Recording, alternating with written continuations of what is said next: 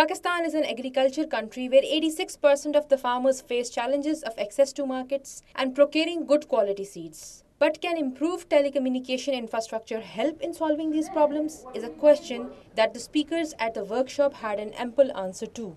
They had no idea about the soil quality. What was the nitrogen, potassium, phosphorus use that needs to go in, and and the soil quality is affected by the fertilizer that would have been used in the last cycle as well. So therefore, they want to know about the quality of the soil that they are working with, and then subsequently more about the types of fertilizer that they can use to get a better crop for this cycle. Experts believe an improved system of payment dispensation, insurance cover, and banking facilities for credit as working capital can become viable through the use of telecom facility.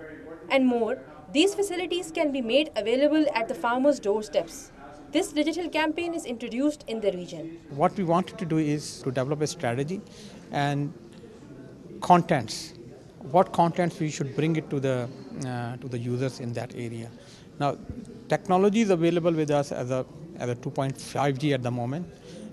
Very soon, inshallah, when we have a 3G, and these contents would be available at a high speed.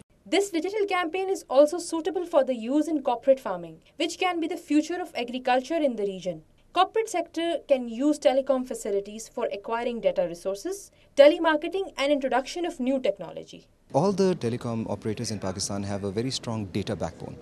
Now this data backbone can be used to actually provide information which is pictorial, audio, visual in its nature, right into the cell phones of these farmers.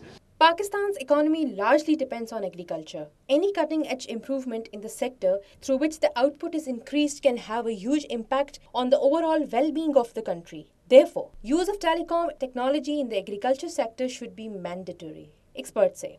And for that, government needs to take the first step by introducing the subject at the primary and establish special information centers for farmers in the rural areas.